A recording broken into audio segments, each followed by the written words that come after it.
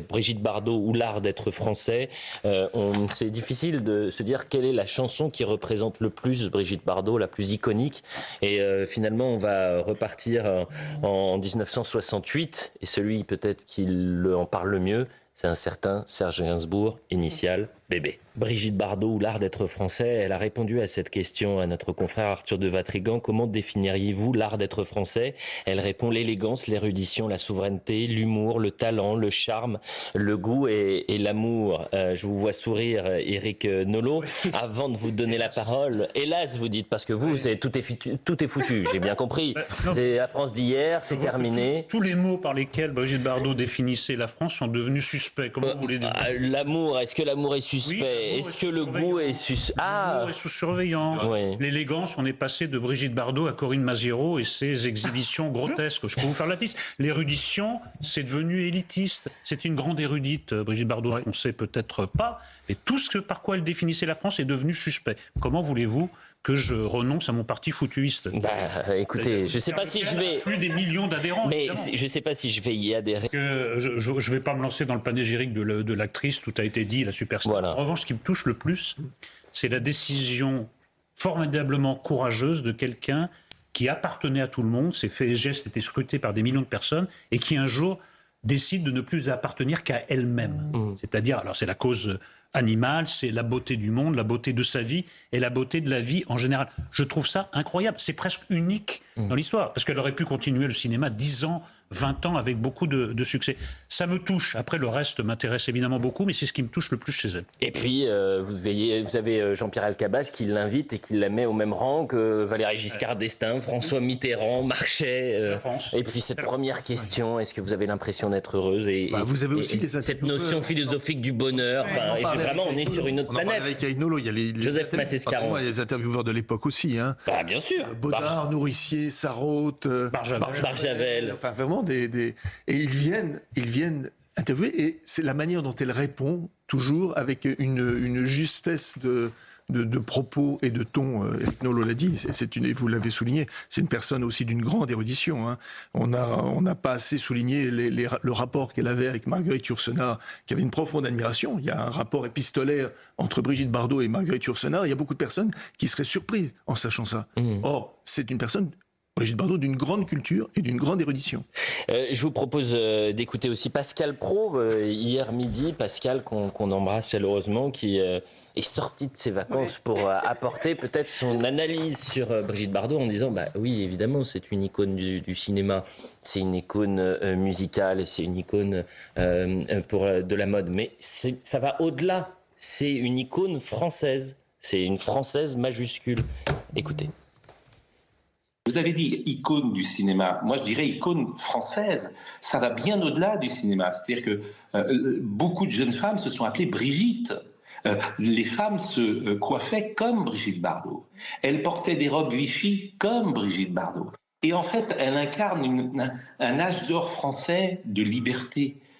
C'est la femme pieds nus sur le sable et qui danse et qui choisit la vie qu'elle veut. C'est-à-dire qu'elle choisit ses amants, elle choisit d'être mère, elle choisit de divorcer. Elle fait... En cela, c'est une héroïne des années 60-70. On comprend à travers son histoire, ces 1000 vies qu'elle a fait tellement pour l'émancipation des femmes. Avant de vous donner la parole, bien sûr, je voudrais qu'on écoute cette petite séquence. On est en 2023 et Pascal va lui souhaiter un joyeux anniversaire. Elle va l'appeler en direct, libre, et tellement libre qu'elle l'appelle, ils échangent rapidement et elle explique à quel point elle apprécie regarder chaque soir son rendez-vous, l'heure des pros. J'aimerais bien un jour qu'on fasse un téléphone avec elle. Il n'y a rien de nouveau, le clip avec... comment dire, il y a son... Alors, écoutez, il y a son mari qui est en train de m'appeler à l'instant. Je prends ou pas? Allez. Elle. Monsieur Dormal. Lui passez le bonjour. Mais monsieur, je vous ai appelé. Alors ça, vous m'appelez en direct et on est en train de parler de Brigitte. C'est ce que je vois. Je le vois. Oui, mais si vous m'appelez en direct au moment où... Comment je fais? Elle est avec vous, Brigitte? Oui, elle va vous dire un mot. Alors Brigitte Bardot en direct. Allô? Oui, bonsoir Brigitte Bardot. Alors ça, j'en reviens pas. Alors ça, c'est moi qui n'en reviens pas. Vraiment, parler à Brigitte Bardot, je suis tout ému. J'adore votre émission. et je vous regarde tous les soirs. Hein, je suis flatté et toute notre petite troupe l'est également. Ah ouais. Et c'est le plus beau cadeau d'anniversaire que vous pouvez nous faire que de nous appeler en direct. Bah, écoutez, c'est un superbe cadeau pour moi. Et je vous envoie 89 baisers. Il y a 2 ans, elle s'est éteinte à l'âge de 91 ans. Quand je vous dis Rachel Kahn, Brigitte Bardot, vous me répondez quoi? Inassignable, rare. Je dis à la fois reine et citoyenne. Et c'est ça qu'on C'était lui a... la Marianne, bien sûr. C'est la Marianne. Être reine et citoyenne. Donc en fait, ça, c'est pas simplement qu'elle a brisé les codes, c'est que Brigitte Bardot, elle a fait les lois. Elle a fait des lois pour les femmes, elle a fait des lois pour des animaux, des lois non écrites, mais elle a laissé sa trace législative comme ça jusqu'à aujourd'hui. Et puis, je vois aussi tous les modèles. On peut penser à Amy Winehouse, on peut penser à Vanessa Paradis, on peut penser même à Emily in Paris, qui s'inspire très fortement de ce qu'a été Brigitte Bardot. Avant de parler de ses combats et notamment sur la question animale, je voudrais aussi qu'on parle de son talent cinématographique, l'icône du cinéma, cette culture française qu'on pouvait retrouver à travers le grand écran. La Vérité, par exemple, film dramatique français réalisé par Henri-Georges Clouzot.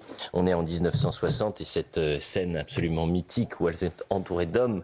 Et elle va finalement expliquer que oui, elle l'a vu avant, elle l'a vu après. C'est magnifique. Et vous avez tous ces hommes qui sont complètement sidérés en écoutant Brigitte Bardot. Michel Delaunay a été votre amant? Oui, Il habitait bien l'hôtel Boileau? oui. Et vous vous installez hôtel Boileau, donc vous allez le rejoindre? Mais non, j'habitais dans la chambre de Daisy. On partageait le loyer, 15 000 francs chacune. Puis d'abord, avec Michel, c'était fini depuis longtemps. Depuis longtemps? Était sa maîtresse depuis 8 jours. Oui, quelque chose comme ça. Et vous aviez déjà rompu? Que s'était-il passé? Rien. C'était fini, voilà tout. Pourtant, vous continuez à le voir. Je le voyais avant, je l'ai vu après, ça faisait pas de différence. En silence! Et je renonce à comprendre. Et vraiment, il faut voir ce film exceptionnel, Non, surtout que je extraordinaire. renonce à comprendre, vraiment. Évidemment. Oui, voilà, il y a des temps nouveaux qui sont incarnés par Brigitte Bardot, cet homme n'en fait pas Et partie. elle a tant fait pour l'émancipation des femmes. Et quand je vois ces associations dites féministes au combat à géométrie variable, ou ces journalistes de gauche qui l'ont attaqué à peine à avoir appris la disparition de Brigitte Bardot, on a juste envie de sourire pour ne pas pleurer. Rachel Kahn, bien sûr. Juste quelque chose par Bien rapport sûr. à on lui a craché dessus quelques heures après qu'on ait pu apprendre son décès. Je voulais juste rappeler que Brigitte Bardot, en 1964, elle a lancé un appel télévisé pour sauver Joséphine Baker de l'expulsion avec les 12 enfants. Et personne n'en parle. Les 12 enfants de Joséphine Baker, c'est des enfants du monde entier, adoptés par Joséphine Baker. Et en fait, elle a lancé cet appel parce que Joséphine Baker, justement, c'était la résistance, c'était la lutte contre le racisme et l'antisémitisme. La femme engagée, justement. Voyons, parce qu'on a tendu le micro, on a donné la parole aux Français et ça touche toutes les générations. C'est ça aussi qui est extraordinaire chez Brigitte Bardot, c'est que ça touche les jeunes comme ceux qui ont grandi avec Brigitte Bardot, qui peut-être s'appelle Brigitte aujourd'hui parce que les parents se sont dit mais c'est une telle icône, je rêve que ma fille puisse avoir cette liberté de ton, liberté d'expression, liberté d'engagement que Brigitte Bardot. Voyez le sujet, il est signé François Tiskiewicz, Brigitte Bardot, la femme engagée. C'était une femme libre pour son époque, c'était extraordinaire. La liberté, le franc-parler, c'est avec ces mots que les Français se souviennent de l'icône Brigitte Bardot. Une femme qui vivait sa vie comme elle l'entendait, qui se foutait des candidatons, qui se foutait des traditions. Elle était une vraie femme libre, comme devraient l'être toutes les féministes. Une femme de conviction qui, pendant près d'un demi-siècle, a consacré sa vie à la protection et à la défense des animaux. On voyait tout à l'heure à la radio avec les bébés phoques, et ça vraiment, enfin, c'est grâce à elle que... On fait plus de chaussures en bébé phoque. Oui, moi j'en ai eu quand j'étais gosse, des chaussures en bébé phoque. Oui. Parce que j'habitais à l'est de la France où il faisait très froid. Et ben on avait des chaussures en bébé phoque, ça n'existe plus maintenant, et c'est grâce à elle. En Belgique, vous aviez chaque année une course de chevaux sur une rue Savonnée. Les chevaux se cassaient les jambes et on achevait les chevaux en leur envoyant une balle dans la tête. Et elle avait fait une campagne et ça m'avait ému. Et j'ai failli aller en Belgique pour ça. Un engagement sans faille pour les animaux avec en point d'orgue la création de sa fondation en 1986. Reconnue d'utilité publique, la fondation Brigitte Bardot intervient dans 70 pays à travers le monde. Et je me tourne vers la directrice des affaires publiques de la Fondation Bardot que vous êtes, Adriana Oncea Negro. Alors c'est impensif que de vous poser cette question, mais peut-être que ce matin vous vous sentez orpheline. Et il y a évidemment quelque chose de vertigineux, c'est se dire comment continuer ce combat-là sans la muse, l'icône, la porte-parole qu'a pu être Brigitte Bardot pendant toute sa vie. Merci pour votre invitation, Elliot. Oui, à la Fondation Bardot, comme beaucoup d'autres Français, nous sommes très émus, bouleversés et on se sent orphelins. Nous sommes 300 salariés répartis entre Paris et nos 4 refuges. Donc effectivement, nous sommes tous très bouleversés. Mais bien sûr, le combat continue. Il est hors de question de lâcher quoi que ce soit. C'est ce que Brigitte voulait.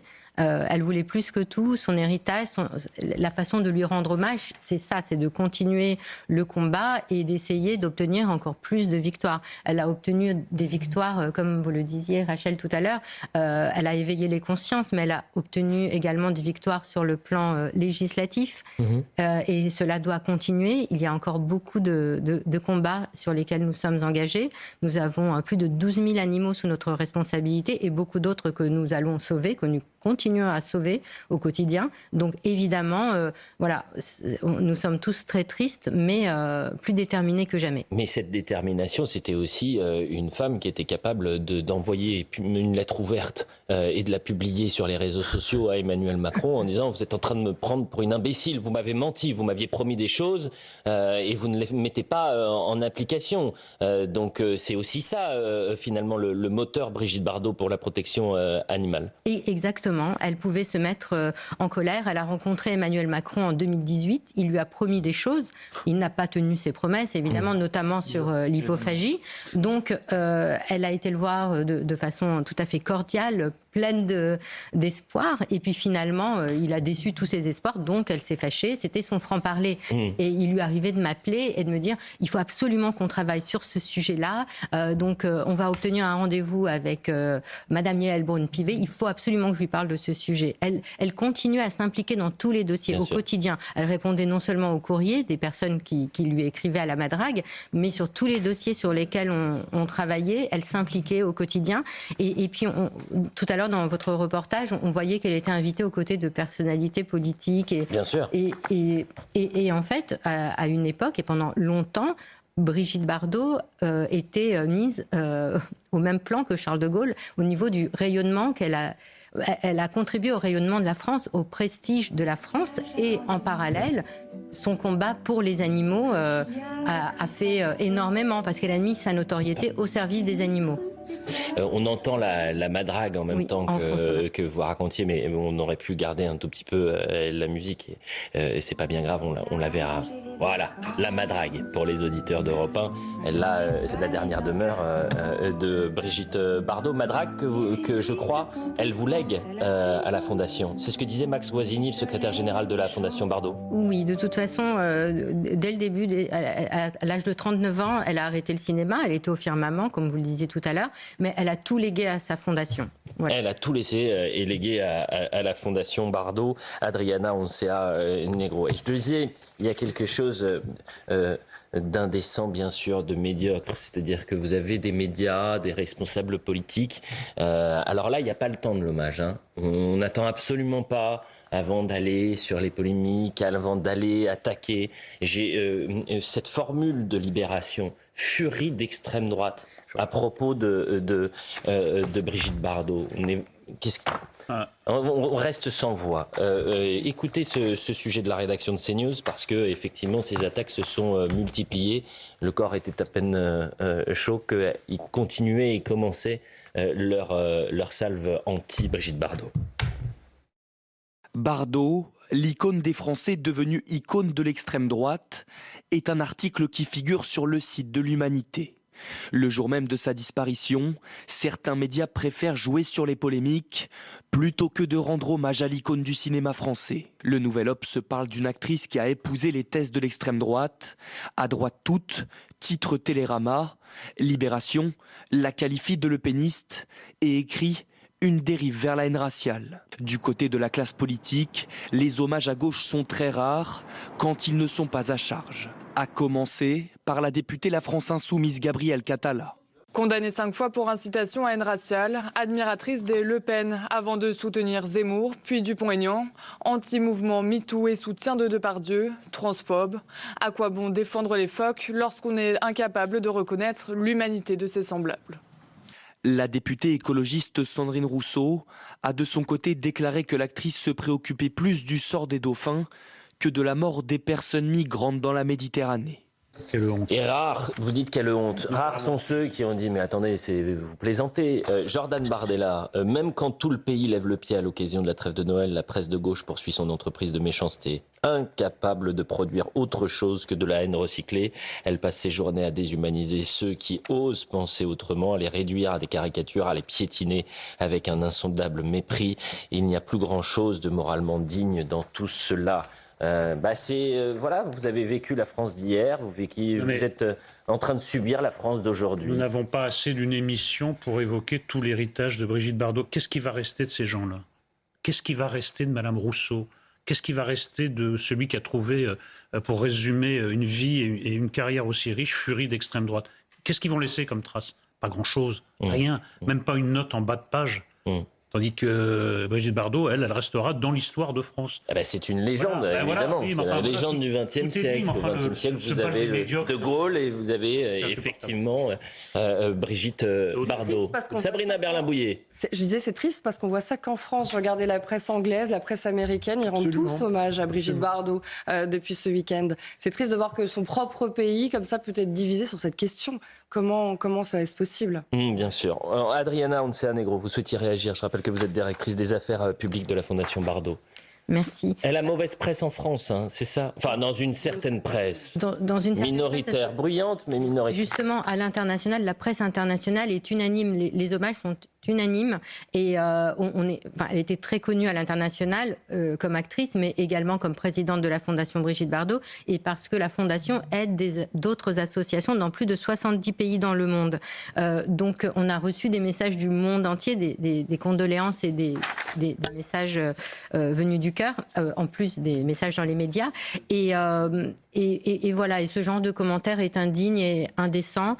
Et l'indécence, c'est voilà, exactement ça. On va se rappeler de Brigitte Bardot, de ce qu'elle a fait pour la France, pour les animaux. Et je ne vais pas commenter les commentaires des commentateurs. Mais vous avez entièrement raison, chère Adriana Onceo. Et si on parle aussi de la cause animale, j'imagine, mais je n'ai pas eu l'honneur et la chance de rencontrer Brigitte Bardot. Elle l'aurait peut-être dit dans un franc-parler. Écoutez, monsieur, moi, toute mon histoire, ma musique, mes films, etc., vous êtes bien gentil, je m'en fous. J'ai tout arrêté pour m'occuper des animaux. Donc, si vous devez me rendre hommage, ou si vous devez me parler de moi, vous parlez des animaux. Puisque ma vie était dédiée à la cause animale. Et c'est pourquoi vous êtes sur notre plateau, et c'est pour ça aussi que nous en avons parlé ce matin. Avant de se quitter pour une courte pause, je voudrais qu'on écoute, et c'est un ovni dans ce milieu culturel, un certain Julien Doré. Vous connaissez l'artiste, le chanteur Julien Doré, il était l'invité d'RTL, et c'est à contre-courant de ce petit monde culturel qui va donner des leçons de morale à tout le monde, qui va expliquer ce qui est bon et ce qui n'est pas bon, et lui est très prudent, humble. C'est une vidéo qui a été relayée plus de 700 000 fois, vue 700 000 fois, notamment sur Internet, en disant « Enfin, ça fait du bien d'avoir un artiste qui préfère, par pudeur, ne pas expliquer aux Français ce qu'ils doivent dire ou ce qu'ils doivent faire. »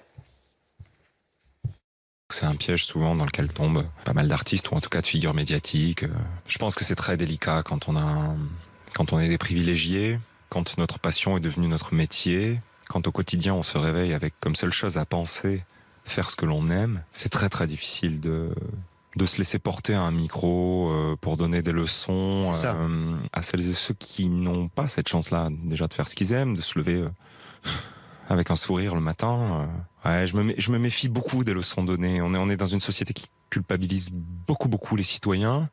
C'est difficile de venir expliquer aux gens à un micro pour qui voter ou quoi penser et regarder sa montre parce qu'on a un défilé qu'on veut pas manquer à 2 rues d'ici. Je trouve qu'il y a quand même une dichotomie dans ce privilège-là. Je trouve que c'est difficile. C'est pas, pour le coup, c'est pas vraiment un manque de courage. C'est au contraire, je pense que c'est une forme de nuance que de faire très attention de ne pas donner de leçons aux gens qui nous écoutent et qui nous aiment parce qu'ils en reçoivent à longueur de journée. Ah, écoutez, j'ai entendu ça, je me suis dit, mais attendez, est-ce que c'est un message adressé au géopolitologue Benjamin Biolay qui nous expliquait à quel point Javier Milei alimentait la crise et le désespoir en Argentine, par exemple? Ou sur la même antenne, Alain Souchon qui disait que les électeurs du RN étaient des cons. Oui, c'est vrai. C'est adressé à lui. C'est Moi, vrai. j'ai rien à enlever à ce que dit Julien Doré qui, en plus, a le courage de le dire parce que c'est quand même assez courageux. Ah bah oui. On va pas se faire que des amis dans le métier. C'est sûr, c'est sûr. Et ensuite, on doit rendre. Une beaucoup plus clair à Marina Foïs. Quand il dit qu'il regarde sa montre parce qu'elle ne veut pas rater un défilé, c'est ce qui est arrivé à Marina Foïs qui dit « je comprends pas ». Ou qui habite à 2 rues du studio, bien au chaud pour faire la leçon. Et en effet, elle est allée à la Fashion Week, ce qui est son droit d'ailleurs. Bien sûr. Ce double discours est un peu pénible. 9h54 sur CNews dans un instant et sur Europe 1, vous allez avoir les meilleurs moments de culture média. On remercie Adriana Oncea Negro, directrice des affaires publiques de la Fondation Bardot. Vous viendrez nous voir régulièrement pour qu'on porte le combat de Brigitte Bardot et le vôtre. Et on salue toutes vos équipes.